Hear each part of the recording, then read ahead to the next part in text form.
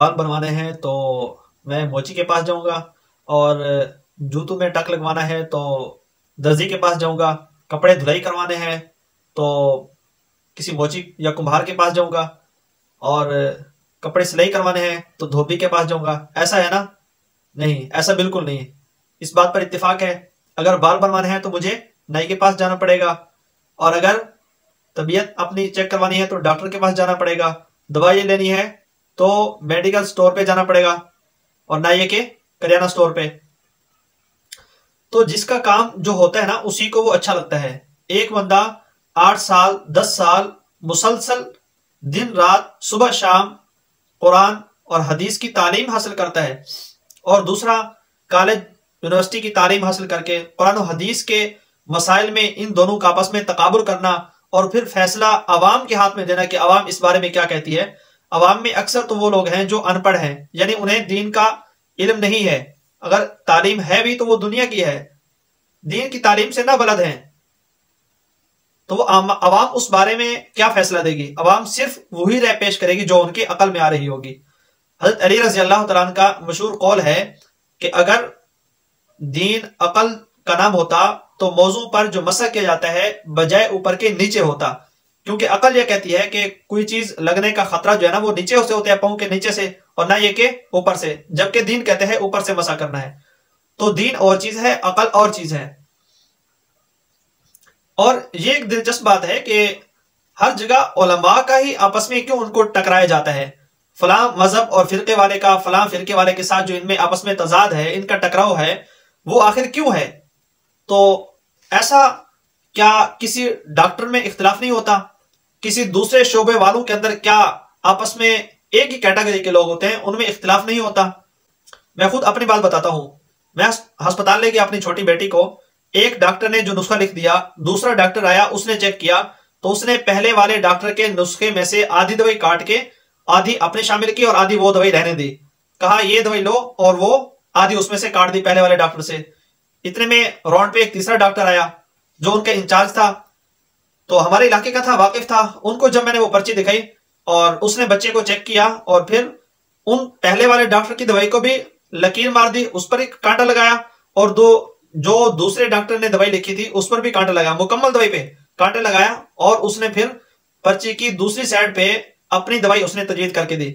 आप अब फैसला करें, क्या एक ही बच्चा एक ही बीमारी 3 मुख्तलिफ डॉक्टरों की मुख्तलिफ राय? अब ये फैसला मैं उलमा के पास ले जाऊंगा, ये डॉक्टर ये कहता है, वो कहता है, और फलां डॉक्टर ये कहता है। अब मुझे आप बताएं मुझे किसकी दवाई लेनी चाहिए? नहीं, उलमा के पास नहीं जाऊंगा, दारुल इफ्ता में नहीं जाऊंगा, उन्हीं में से किसी डॉक्टर की दवा पे मैं अमल करूंगा। ऐसे ही दीन का इल्म जो हासिल किया जाता है वो इल्म वालों से ही पता होता है। अच्छा, एक मजे की बात है, जब इल्म कम हो ना उस वक्त इंसान को अपने ऊपर फख्र ज्यादा होता है। ये बड़ी पते की बात है। हमारे उस्ताद मोहतरम हदीस का सबक पढ़ाते हुए उन्होंने एक बात की, वो बात बड़ी दिलचस्प थी। फरमाने लगे जब ईमान ताकतवर और मजबूत होता है ना तो उस वक्त आखिरत की फिक्र भी ज्यादा होती है। हमने कहा ये क्या बात हुई? फरमाने लगे देखें, सहाबा कराम में ईमान बहुत आला दर्जे का था, और फिक्र आखिरत की ये थी, आखिरत की फिक्र का आलम यह था कि कहते काश हम दरख्त के पत्ते होते, काश हम जानवर होते, खत्म हो जाते इस दुनिया में, आखिरत के हिसाब से बच जाते। जब ईमान जहां कमजोर होता है तो वहां आखिरत का डर नहीं बल्कि आखिरत में उम्मीद बढ़ जाती है। हम जैसे लोगों का ईमान बहुत कमजोर है लेकिन उम्मीदें बहुत ज्यादा हैं।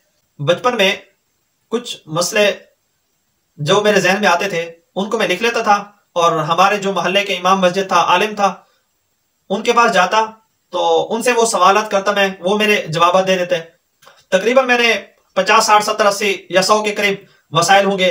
वो मैंने जब मसाइल मालूम कर लिए तो मैं ये समझ रहा था कि अभी मैं किताबें पढ़ने के लिए किसी मदरसे में एडमिशन लेने जा रहा हूं। तो आधा आलिम तो शायद पूरा भी मेरे जहन में था उस वक्त, मैं आधा या इससे ज्यादा आलिम तो बन चुका हूं, मुझे इतने सारे मसाइल याद हैं। तो बात असल ये है कि जिसको दीन का इल्म नहीं होता या थोड़ा सा वाकफियत भी हो जाती है तो समझने लगता है कि मैंने बहुत ज्यादा पढ़ लिया। एक कैटेगरी को लें, उस पर इतनी इतनी किताबें लिखी हैं, आप किताबों के नाम और उनकी फहरिस्त भी इतनी आप देखते देखते थक जाएंगे। और आपका मुकाबला एक ऐसे बंदे से हो जो 10 साल मदरसे में जिसने लगाए, उसने मुकम्मल बुखारी पढ़ी है, तिरमिजी पढ़ी है, अबू दाऊद पढ़ी है और इब्ने माजा पढ़ी है और मुत्तैन पढ़ी है, मुत्ता इमाम मालिक पढ़ी है, मुत्ता इमाम मोहम्मद पढ़ी है। अब उनके साथ इसका मुकाबला कर रहा है। अगर मुझे जमीन में कोई तुरी और कद्दू का बीज भी लगाना है तो क्या ख्याल है, मैं किसी एजुकेटेड के पास जाऊंगा, किसी एमबीबीएस डॉक्टर के पास जाऊंगा? क्या आप मुझे बताएं कि जमीन में कद्दू का बीज कैसे लगाया जाता है, टमाटर का पौधा कैसे लगाया जाता है, आलू कैसे उगाया जाता है, या किसी अनपढ़ देहाती जट के पास जाऊंगा? जाहिर सी बात है, जिसका जिस फील्ड में तजर्बा है उसके पास जाऊंगा, ना ये कि मैं किसी तालीम याफ्ता को ढूंढता फिरूंगा। तो इसलिए खुदारा इन मुकाबलों से बचें। मुआशरे में और बहुत काम करने को पड़े हैं, वो करें, मुआशरती हवाले से काम करें, लेकिन छोटे छोटे मसाइल में अवाम को भी उसमें उलझाना और अपने व्यूज बढ़ाना, इससे बाज हैं।